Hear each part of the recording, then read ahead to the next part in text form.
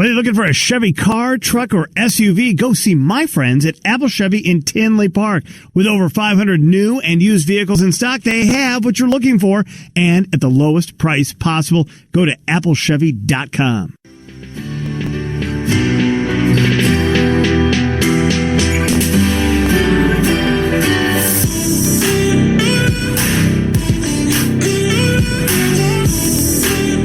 Con Show with Anna DeBlantis on 720 WGN, WGN everywhere, the WGN app, all the places one can get us in the many, many varied places that we exist. Yes. And coming up after 5:35 today, we'll also be on the World Wide Web, WGNradio.com, if you want to continue to listen as we continue on.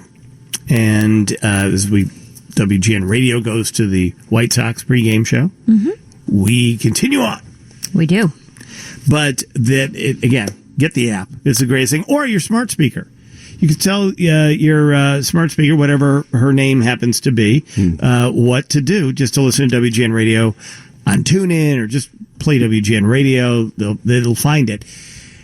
Speaking of smart speakers, later we are going to play for you the Superfans Brett Favre bit that they did in advance of the 100th anniversary game tomorrow night. And wowee. Turns out Bears fans have their own smart speaker that supplies you with interesting data that sort of skews Bears on all things. Yes, it's great. It's really perfect. All right, Richard Roeper, let's get some reviewing in.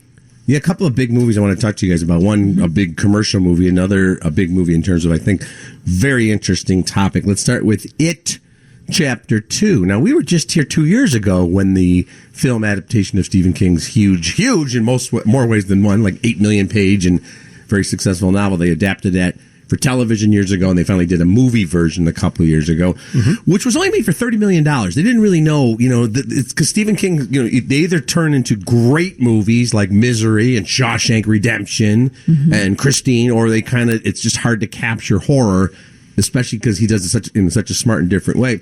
Then the thing made like $600 million in profit. Wow. Big ratings, great, reviews. So they immediately went to work on It Chapter 2. Here's the basic story for people who don't know. It's set in the town of Derry, Maine, a small town where every 27 years or so, a clown named Pennywise resurfaces and starts taking the lives of the little children in the town. And Pennywise has been around for some 500 years. It's a very evil entity. It starts off with a little boy chasing his paper boat down the street as it's going in the rain, to the curb and into the sewer. And he reaches for the boat, and we never see that little boy again until much, much later, and he's not in good shape. Now, in the original, it's a two-part story. In the original, the kids who banded together to fight the clown, they called themselves the Losers Club because it was the bully, it was the overweight kid, it was the little girl who was being abused by her father. All of these kids who had all these problems and overcame them and banded together to destroy Pennywise the clown.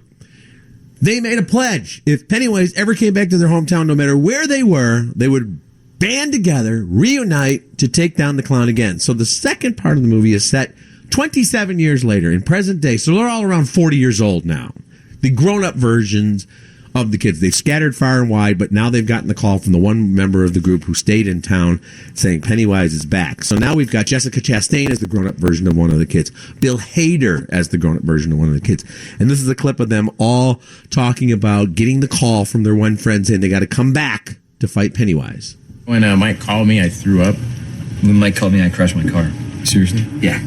Man, I hear you. I mean, my heart was literally like pounding right out of my chest. I thought it was only me. It was like pure fear. It's fear. Why'd we all feel like that, Mike? You remember something we don't you, Mike?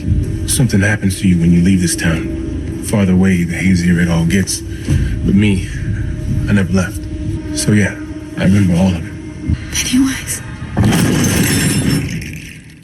It's never good when Pennywise comes back. Bill Skarsgård, who is the brother of Alexander Skarsgård and the son of Stellan Skarsgård. He plays the clown, and it's brilliant. I like this film, and I'm giving it 3 stars. Now, I'm not giving it 4 stars, which I gave to the first half, even though it's equally well made, and the story about the clown is equally terrifying. The reason I didn't find it as impactful and as visceral and as emotional is when you're watching 12-year-olds battle evil personified. You just root for them and you feel for them so much. When it's Bill Hader and Jessica Chastain and they're 40, there's a part of you wants to say, "Oh, just punch the clown." It's a clown, even though it's more than just a clown. All right. So that's the big difference there. I think that it's just hard, you're not quite as invested when the little kids band together. You're so identifying with them, and now it's a bunch of grown-ups against the clown. Makes it more of a standard horror film. It's about 2 hours and 40 minutes, by the way. They don't mess. I mean, they take their time kind of telling everybody's story, and they have all these amazing set pieces and special effects.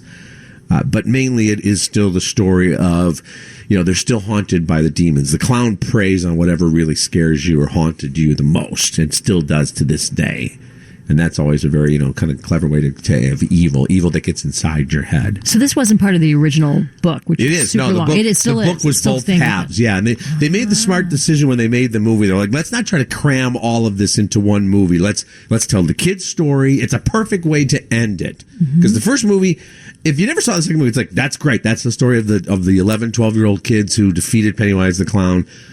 But, if you read the book, you realize he does come back 27 years later, 20 years later, and you have to battle him again. And one of the strange things is they kind of have forgotten about it because it's been erased, kind of like a trauma, and now it's all coming back to them. And man, don't even think, if you take your kids to this movie, Pennywise the DCFS clown should come visit you, actually, because it is really, really intense. And that's the thing. In both of these movies, there are times when, within the reality of the movie, little kids are killed by the clown. It's not just, they get scared or they get taken away. And it's horrifying when it happens.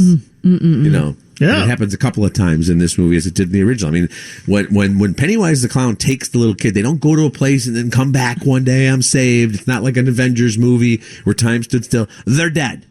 He's that evil. He literally feeds on children's souls. And that's what makes it terrifying. If not, he doesn't just dance in your face and squirt a water balloon at you. Does he do any clown stuff? I didn't see that. Well, Pennywise, the image of Pennywise, he's one of the creepiest looking monster clowns in movie history. You'll see a lot of people in Halloween costumes this fall. Yeah. Don't do that. I can't do clowns. You might find yourself in the wrong position where people haven't seen the movie. Because, the makeup on this guy and the special effects, he's the creepiest clown ever. Even his red balloon is evil, believe it or not. There's a way the red balloon kind of turns sort of evil. I'm not afraid of many things, but the clown thing, that really gets me. That's why I've avoided those. I don't know. Is it growing up with John Wayne Gacy and that kind of thing? I mean, I don't know if that were so history. Maybe it's a common thing. I think it is a common thing. Yeah. I mean, it is. I mean, some people just cannot handle the clown. No. Well, when you look at, for dating back for centuries, some of the makeup and, antics of the clown, they're pretty evil, even when they're messing with kids. There's something kind of vindictive about a lotgot of clowns. I just know that Bozo picked me up by my collarbone once. Again, yeah. That was See? Haunting. That's all I needed to know about the clown. Get over here, kid. Right. Because I got lost on the set. I was in the game at the end of the Bozo Circus. Of course you were. Yes. Of course you were. And Rose's version of it. Yeah. I wish we had video of this. And it was, you know what? It's funny because I tried to figure out a way to do it, to find it. We did try this, but they were like, "Are you kidding me?" At Channel 9, they're like, "No, we don't have that." Yeah, too bad. The museum might have it. I don't know, but it was 19. I'll never forget. It was the fall of 1972. And the game was a ping pong ball in a plastic cup. And you'd have to, how many times could you tip it, like drop the ball out of the cup and then pick it up with the cup and, just keep going. Right? And that was, because they didn't. Simple enough? Yeah, simple. And it was a famous ping pong ball because it was the one from the grand prize game. Yeah. Sure it was. So anyway, mine got away from me after the first one, of course. And I ran behind a set piece at Channel 9. I think I'm 8 or 7 or something, right? I don't even know what I am. 8, I guess. And the thing is just, it's like, getting away, and I get behind, and next thing I know, I feel on my clavicle, I feel 2 fingers in a white glove, and it's Bozo literally picking me up with one hand from my clavicle and placing me back in the camera shot. And I'm like, ow, ow! It's like it was bad. He's hurting me. He's hurting me. Mother, get him! Have him arrested. I can just picture it. Giant clown with size 20 shoes coming after you. Right, and me wearing a blue blazer and a captain's hat. Yes. Penny loafers. Or picture it. Dressed like Thurston Howell. Yeah. That was really something. Jeez. See? Scarier These than are where that clown chapter things two. come from. Richard Roeper is brought to us by Architect of Chicagoland, by the way, in case anybody's wondering. They're proud. All right, let's get to the other stuff. We'll get to the Morgan Spurlock follow-up to Supersize Me. Yeah. He's got Supersize Me 2, Holy Chicken. And you also are going to tell us about this kind of a rather interesting concept here. Keira Knightley as a real-life British intelligence agent who in 2003 went public with documents. We're going to talk about that. I like the premise. And right now, let me do this while we're here, and then we'll come back and more of Richard Roeper. But caller number 34 at 312-981-7200 wins a $50 gift certificate to Bartolini's Restaurant, family-owned and operated, the best Italian cuisine in Chicagoland. Shipping to all 50 states, home of the Bartolini 10-pound meatball sandwich challenge. Their newly renovated bar and dining room offers 24 beers on tap, including many local brews. Visit bartolinis.com. All right, caller number 34, 312-981-7200. All right, let's check in now with Kim Gordon. What's going on in the Northwestern Medicine Newsroom? More legal wrangling today in the cases of R. Kelly and Jussie Smollett. We'll have the details coming up.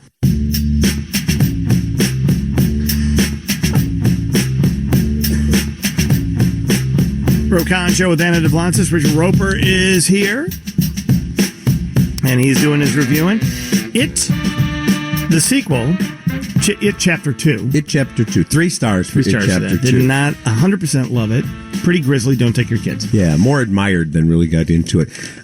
Let's talk about Supersize Me 2. It's been almost 15 years since. Remember Supersize Me? Morgan Spurlock did the experiment where he ate nothing but McDonald's food for 30 days. And, it was a brilliant way to show what that will do to you. And he's kind of a performer in the vein of Michael Moore, kind of an engaging on-air presence. So when he did that documentary, it became a big hit, kind of launched him to a sort of celebrity filmmaker status. And spoiler alert, by eating McDonald's food for 30 days, he gained like 20 pounds, his cholesterol skyrocketed, he could no longer function in his marriage, so to speak, and he became very depressed.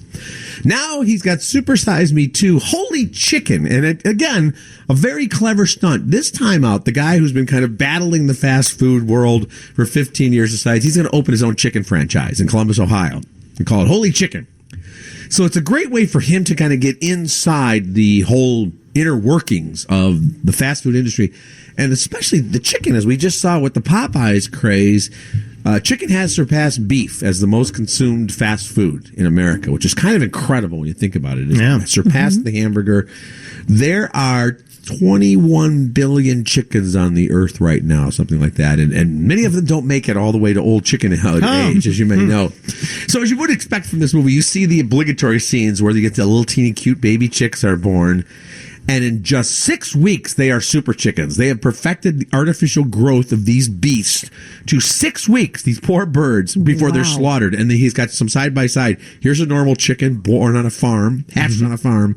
Here's an artificially grown chicken. It's like 4 times the size. It looks like Tony Mandarich when he was like the offensive line, like the first guy to really kind of blow up.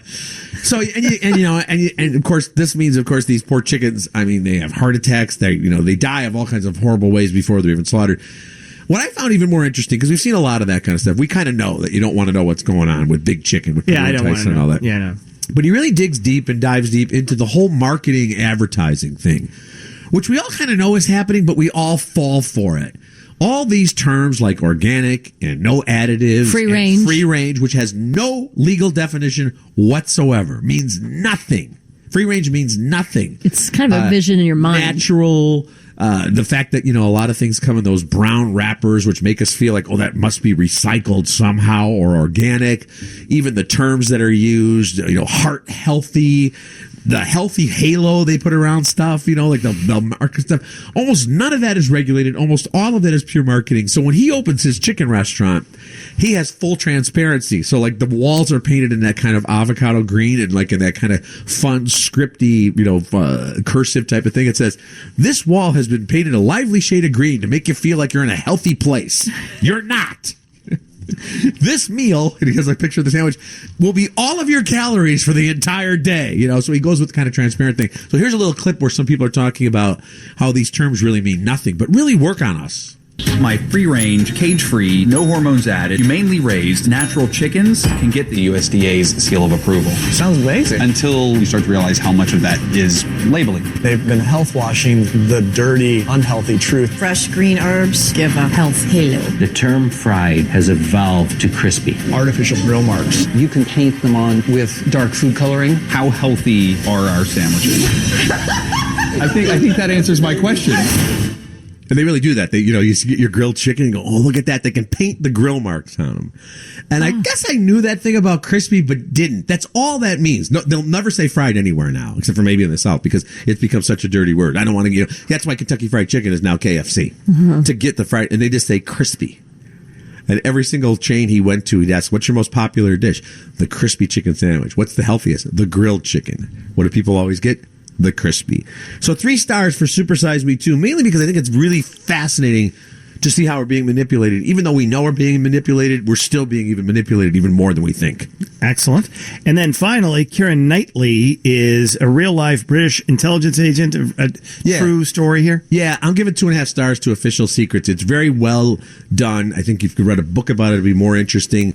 She's working for the British government in 2003. She starts seeing memos where the U.S. government is enlisting the Brits' help in blackmailing UN Security Council members into voting for the Iraq War. And then she eventually is tried for basically treason, the version of treason in Britain. It's all a true story. It's very all the president's men. It should have more urgency to it. It's all true. It all really happened. She was a brave patriot for her country because she didn't want them to lie to get us into that war we never should have gotten into. So if you're interested in that stuff in particular, it's well made. It should be faster paced. I thought 2.5 stars. All right. Well, you've laid it all out perfectly for us. Yeah, a little bit of everything. Quite a range. Thank you very much. Yeah, we got a top 5 coming your way after the news in 2 minutes.